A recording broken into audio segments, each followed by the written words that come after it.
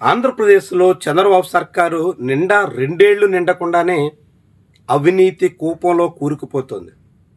ప్రభుత్వం మీద తీవ్రమైన విమర్శలు వస్తున్నాయి. అనేక అక్రమ వ్యవహారాల్లో ఈ ప్రభుత్వ పెద్దలు తలదూర్చినటువంటి తీరు అందుకు కారణంగా కనిపిస్తుంది. అనేక ఆరోపణలు వెల్లువెత్తుతున్నటువంటి తరుణంలో కీలకమైన కొన్ని అంశాలని జమీన్ రైతు అనే పత్రిక ప్రత్యేకంగా ప్రస్తావించింది. వాటిని ఇప్పుడు తెలుసుకుందాం. అందులో ఒకటి బైరటీస్ బురిడి.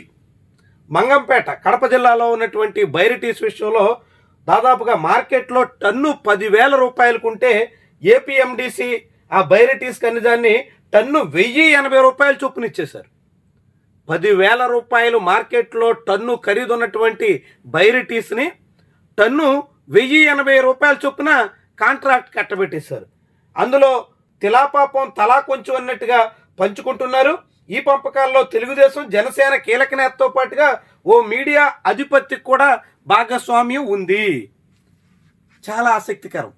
10,000 రూపాయలు టన్ను విలువైనటువంటి బైరిటీస్ని 1,000 రూపాయలు కట్టబెట్టేసి ప్రభుత్వ సొమ్ముని దారపోసేసి అందులో బ్యాక్డోర్లో భారీగా ముడుపులు దండుకుంటున్నారు అన్నది ఈ కథలో సారాంశం.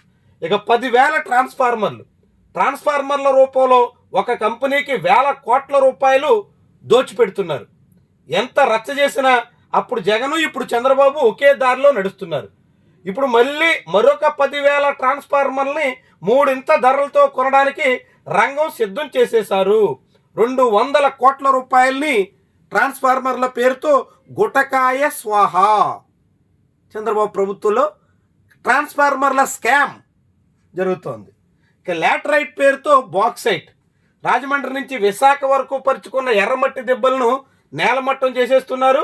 లాటరైట్ అనే పేరుతో మొత్తం బాక్సైట్ని తవ్వేస్తున్నారు. ఆ ఖనిజాన్ని వేదాంతకు సరఫరా చేస్తున్నారు.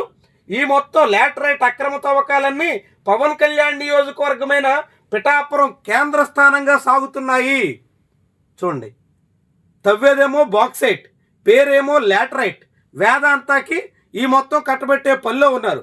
వీటన్నిటికీ కేంద్ర స్థానం పవన్ కళ్యాణ్ సొంత నియోజకవర్గం పిఠాపురం అంటోంది ఈ పత్రిక. మరొకటి శేఖర్ రెడ్డి సిలికా. ఇసుకాసురుడిగా పేర్కొన్న చెన్నై శేఖర్ రెడ్డి మొత్తం భారీగా సిలికాని తవ్వి గుట్టలుగా పోగు చేశారు. ఇప్పుడు ఆ కొండల మొత్తాన్ని తెలుగుదేశం నేతలు స్వాధీనం చేసుకున్నారు. ఒక మీడియా అధిపతికి కానుకగా కూడా ఇచ్చేశారు. ఈ సిలికా సమస్తం అనధికారికంగా ప్రభుత్వ భూముల్లో తవ్విన అక్రమ వ్యవహారం శంఖంలో పోసి తీర్థంగా మార్చేస్తున్నారు. అంటే భారీగా గుట్టలుగా పోగేసినటువంటి సిలికాని అక్రమంగా అమ్ముకుని ఒక మీడియా అధిపతి సహా తెలుగుదేశం పార్టీ నేతలు భారీగా కాజేస్తున్నారు. ఇక మెగావాట్కి 3 రెట్లు సీలేరు పంపుడు స్టోరేజ్ విద్యుత్ ప్రాజెక్ట్ నిర్మాణంలో ఏపీ జెన్కో ప్రైవేట్ కాంట్రాక్టర్కి ఒక్కో మెగావాట్కి 3 అధిక ధర చెల్లించింది. దీనివల్ల రాబోయే కాలంలో 10,000 కోట్ల రూపాయల భారం ప్రజల నెత్తిన పడబోతుంది. చూడండి స్కామ్, ఎన్ని రకాల స్కాములు సాగుతున్నాయో. అటు మైనింగ్లో స్కామ్స్, లాటరైట్ పేరుతో బాక్సైట్ తవ్వేస్తారు, సిలికా ఇష్టారాజ్యంగా తరలించేస్తారు, బైరటీస్ అయితే అడ్డగోలుగా అప్పగిచ్చేస్తారు. ఇది ఏకంగా కాంట్రాక్టర్లు, టెండర్లు.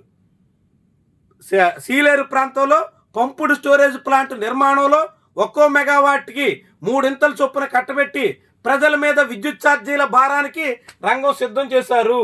ఇసుకలో పసిడి పంట. జగన్ హయాంలో ఇసుక ప్రభుత్వమే తవ్వితే అప్పుడు ఒక మాఫియా సాగింది.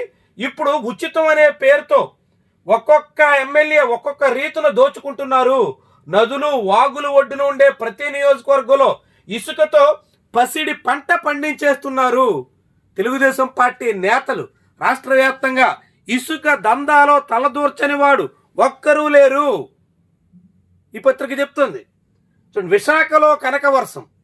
విశాఖ భూముల్ని బంగారం మాదిరిగా ధర పలుకుతున్నటువంటి భూముల్ని టీసీఎస్, కాగ్నిజెంట్ లాంటి కంపెనీల పేరుతోను ఇక రియల్ ఎస్టేట్ కంపెనీలకు కూడా యథేచ్ఛగా ఉచితంగా భూములు అప్పగిచ్చేస్తూ కూటి నీళ్ల ధరకు అంటే కనక వర్షం కురిపించేసుకుంటున్నారు.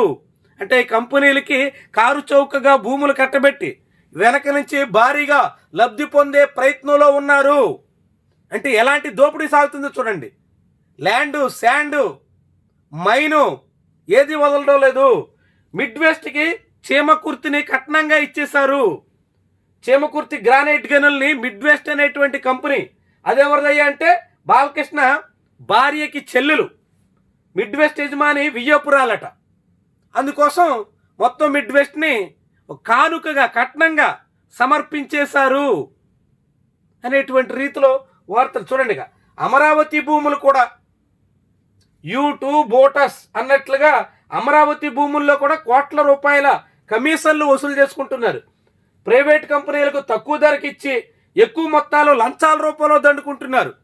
ఇటీవల అమరావతిలో కేటాయించినటువంటి భూములు చాలా నామమాత్రపు ధరకి ప్రైవేటు వాళ్ళు కట్టబెట్టి ఆ భాగవతంలో వెనక నుంచి ముఖ్యమైనటువంటి నాయకులంతా భారీగా దండుకుంటున్నారు రాసినటువంటి కథను.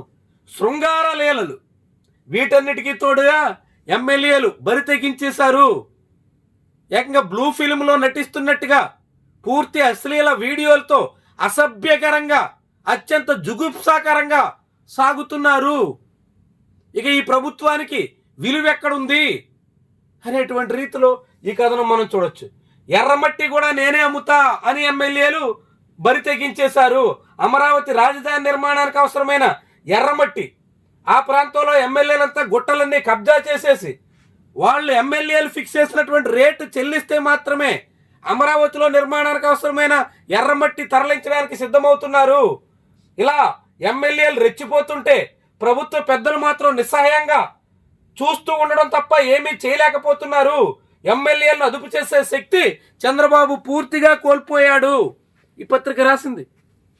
ఈ పత్రికలో రాసినటువంటి రాతల ప్రకారంగా ఎమ్మెల్యేలు ఇక చంద్రబాబు కంట్రోల్ చేయలేని పరిస్థితి వచ్చేసింది. ఇక చివరగా బిల్లులు ఇవ్వాలంటే 8% కమిషన్ తీసుకుంటున్నారు. కాంట్రాక్టర్ ఇచ్చేటప్పుడేమో పర్సంటేజ్ తీసుకుంటున్నారు. దిగువన ఎమ్మెల్యేలు, ఎగువన అగ్రనేతలు అందరూ వసూలు చేసుకుంటున్నారు. ఇక ఆ పనులు పూర్తి అయిపోయిన తర్వాత బిల్లులు చెల్లించండి అంటే మళ్ళీ మరోసారి 8% చొప్పున కమిషన్ ఇస్తే మాత్రమే బిల్స్ అవుతున్నాయి. ఇక దేన్ని వదలడం లేదు. ఇక ఇవన్నీ రాసి లిక్కర్ స్కామ్ గురించి మాత్రం వదిలేశారు. లిక్కర్ స్కామ్తో కలిపితే దాదాపు 15-20 రకాల దందాలు, దగ, మోసం, భారీగా అక్రమాలు, అవినీతి ఈ ప్రభుత్వం చక్కబెట్టేస్తుంది, సాగిస్తోంది, దోచుకుంటుంది.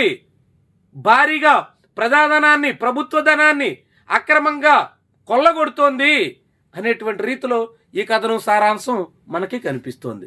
అంటే ఏ రీతిన చంద్రబాబు పాలనలో ఎమ్మెల్యేల దగ్గర నుంచి మొదలుకొని ప్రభుత్వ పెద్దల వరకు పవన్ కళ్యాణ్, చంద్రబాబు సహా అంతా ఏ ఏ రీతిన ఏ ఏ అంశాల్లో యథేచ్ఛగా సాగుతున్నారో, ఎక్కడెక్కడ ఎలా దోపిడీకి పాల్పడుతున్నారో కళ్ళ కట్టినట్టుగా ఈ కథనం మనకి చాటుతోంది.